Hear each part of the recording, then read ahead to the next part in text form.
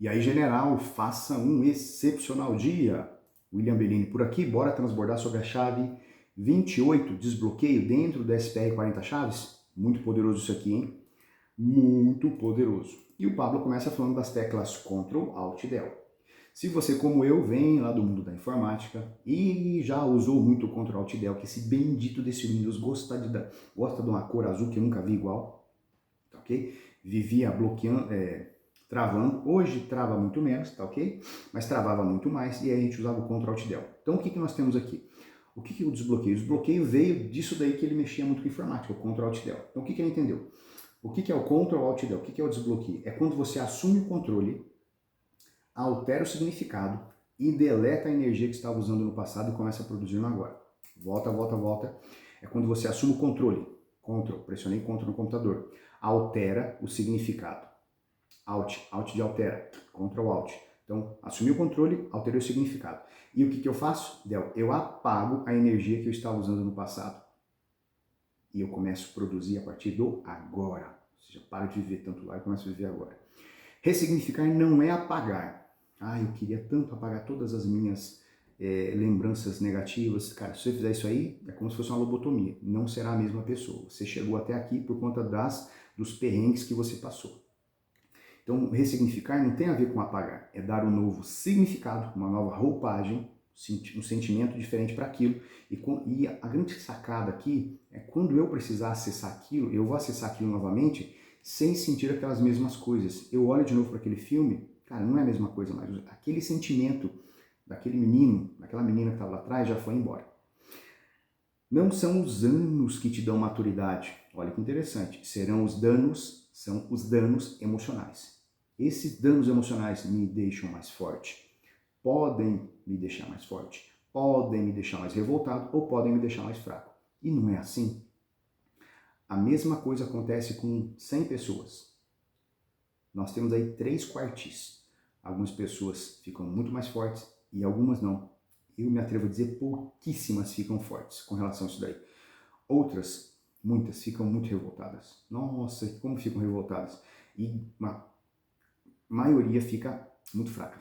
Ela se entrega de maneira terrível. Não existe uma pessoa sem bloqueio. Todos nós temos bloqueios. E o que acontece? Toda vez que eu me enfio de maneira proposital, intencional, num novo desafio, voa lá. Um novo desafio, um novo bloqueio, ele vem e ele emerge. Aquela vozinha, você não vai dar conta. E vem, e vem, e vem, e vem. E você tem que massacrar aquele bloqueio, tá ok? Então nós temos 2 tipos de bloqueio. Uma vez eu falei sobre isso aqui, até porque eu já estudo PNL há bastante tempo e eu sei que existem os bloqueios positivos e negativos. Esses 2 bloqueios fazem parte. Por que eu tenho que, de maneira intencional, criar bloqueios na vida dos meus filhos? Só que esses bloqueios, por exemplo, não podem perpetuar para a vida toda, que daí vai virar um empecilho e vai dar problemas para eles lá no futuro. Mas esses bloqueios são importantes, por exemplo, para a sua sobrevivência. Não posso pedir para o meu filho entrar num tatame e sair dando bordoado do jeito que eu faço, porque vai se machucar. Muito mais a minha filha. Então não tem, você está entendendo? Não tem como. Então eu tenho que ir instalando esses bloqueios neles de maneira positiva. Então vamos lá, bloqueio positivo. Eles vão te resguardar. Uma pessoa foi bloqueada por um problema, por exemplo, com a bebida. O que acontece? Ela não bebe mais. Esses bloqueios podem ser parciais, como por exemplo uma rodovia que ela é construída em fases. Sabe aqueles bloqueios? Está tendo aqui perto da minha cidade, estão duplicando ali, graças a Deus está ficando maravilhosa a obra. Estão duplicando ali, mas tem os bloqueios parciais. A partir do momento que a rodovia estiver toda concluída, aqueles bloqueios caem fora. Então, bloqueio positivo tem essa pegada. Eu preciso, de maneira intencional, proposital, começar a colocá-los na minha vida ou na vida dos meus filhos. Só que eu tenho o bloqueio positivo. Se no bloqueio negativo, se no bloqueio positivo eles têm a intencionalidade, quem tem intencionalidade, na verdade, é a pessoa que faz isso, né? De me resguardar, me proteger, guardar minha vida, o negativo não. O negativo ele vai me impedir de fazer coisas novas, vai me impedir de prosperar, vai me impedir de me enfiar em novos desafios. Então, o que acontece aqui? Isso, o bloqueio negativo, nada mais é do que o amor do meu cérebro por mim mesmo. O que ele faz? Ele gera um bloqueio para economizar energia. 20% do que eu como, a energia é toda para o cérebro. E ele não quer gastar energia, não quer se desenvolver, não quer crescer. Do jeito que tá bom. Se você foi humilhado, o que seu cérebro faz? Ele guarda isso. E quando os menores sinais daquilo começam a surgir, ele bloqueio. Vaza daí. Faz o que você tem que... Ou seja, você não vai passar por essa situação de novo. Você não enfrenta aquela situação. Um bloqueio, o que é um bloqueio, pensando em termos de uma placa? É um curto-circuito. Então, eu acho, assim, é linda aquela imagem que o Pablo faz de vários neurônios. E aí, como é que os neurônios conversam? Aquele negócio louco, assim, dos neurônios, né? Conversar. Quando tem um bloqueio, não existe essa rapidez. Os neurônios não se conversam, os neurônios estão bloqueados, você nem chega naquela trilha neural, vai para outra, você vai passando de maneira lenta e volta para o estado inicial. Isso é muito complicado. Os efeitos dos bloqueios se manifestam de diferentes formas, em lugares e com pessoas diferentes. Significa o seguinte, o mesmo bloqueio dentro da minha casa se manifesta de um jeito, lá na universidade se manifesta de outro, dentro da igreja se manifesta de outro, mas é a mesma coisa, o mesmo bloqueio que foi gerado lá atrás, só que dependendo do lugar, o resultado, o efeito vai ser outro. 80%, o que nós temos mais aqui? Já vou falar dos 80% aqui, ó. Eu posso, alguém que diz assim, essa pessoa me irrita. Você está com bloqueio com essa pessoa, tem que verificar qual foi a treta. Eu tenho medo de gastar dinheiro. Bloqueio, escassez. Eu preciso da aprovação dos outros. Bloqueio de aprovação, outro bloqueio. Então essas frases, elas emanam algum bloqueio que existe em minha vida. Ache um bloqueio tomando uma decisão que você nunca tomou. Se enfiou numa nova decisão, eu tomei uma decisão hoje de manhã, tá ok? Preenchi o formulário lá para participar do METP, já estou indo para o MIR agora, de METP que vai ser mês que vem. É um bloqueio. A primeira pergunta a ser feita é, cara, como é que eu vou pagar esse negócio? Decisão, a decisão foi tomada. E aí? E aí? Não foi condição, foi decisão. É um novo bloqueio, uma outra coisa que está pintando aí. Vamos resolver essa parada. Afinal de contas, é no percurso que os recursos são levantados. 80% dos bloqueios vieram de dentro de casa. Ocorreram numa sala, na sala da sua casa, na sala de aula, na empresa. É muito importante saber isso aqui, de onde vêm esses bloqueios. Então, quem mais contribui com tudo isso? Papai, mamãe, nós somos campeões em gerar bloqueios dos nossos filhos, porque nós temos autoridade sobre a vida deles. Ou qualquer pessoa que tem autoridade, os chamados P's programadores. Programadores, quem são os P's?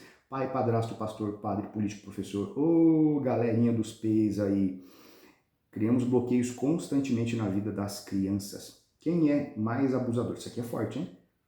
Quem abusou por você por 5 segundos, 10 segundos, 5 minutos, ou você que anos depois, centenas e centenas de horas depois, você continua se abusando. Isso aqui é forte, hein? Por isso que o processo de ressignificação ele é tão importante. Eu preciso olhar para aquilo e não ter o mesmo sentimento. Caso contrário, eu me torno escravo daquilo e eu continuo me abusando.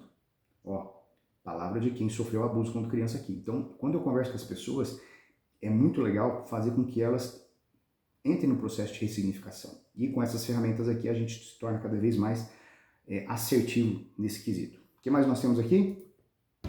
Quem deseja se desbloquear tem que ter humildade. Então é o seguinte, se eu não tenho a humildade de reconhecer que existe uma treta no meu passado, e isso está provocando coisas indesejadas hoje, e eu tenho que partir para o processo de ressignificação, se eu não tenho essa humildade, o que é ser humilde? É reconhecer que existe uma pessoa maior que eu, alguém que tem um conhecimento, alguém que pode me conduzir. Isso é ser humilde. Não é baixar a cabeça, eu sou um coitadinho, eu sofri isso. Não é isso, cara. Ser humilde é reconhecer que tem uma outra pessoa que carrega o que você não carrega. Ela tem condição de te ajudar. Então, isso é humildade. Reconhecer que existe, que o outro é maior que eu. Isso é ser humilde. Não tem a ver com a sua roupa, não tem a ver com a forma com que você fala, não tem a ver com nada disso.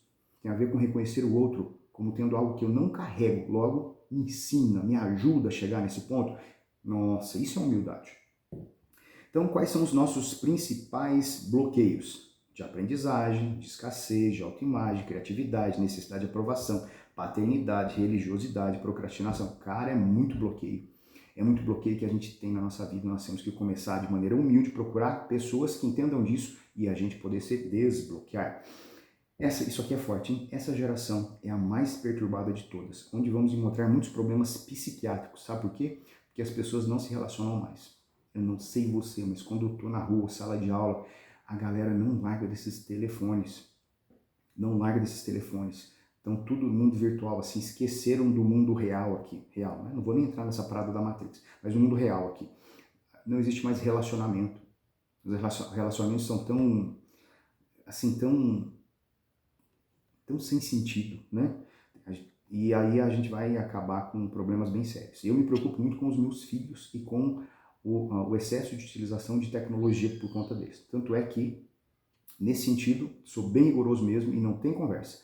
Eles têm um aplicativo que é o Norton, da Norton, e tem também o Family do próprio Google, que está instalado no tablet, está instalado no celular, e não tem conversa. Já quiseram fazer aqui um protesto e tudo mais, vou deixar bem claro. Acabou. Vocês vão ter a liberdade? Quando vocês tiverem a casa de vocês, na casa de vocês, lá tem os princípios, regras de vocês. Espero que vocês levem os nossos daqui, mas não tem conversa com relação a isso não. Frase que me chamou a atenção e tem que gravar no nosso coração é: não interessa o que fizeram comigo, interessa o que eu faço com aquilo que fizeram comigo. Ou seja, que sentimento está guardado aí. Se não é um sentimento bom, eu preciso entrar no processo de ressignificação. Tenho que ter a humildade de reconhecer que tem uma outra pessoa que carrega algo que eu não carrego e pedir para ela: me ajuda. Fica aí a dica. Valeu, general. A gente se vê na próxima chave.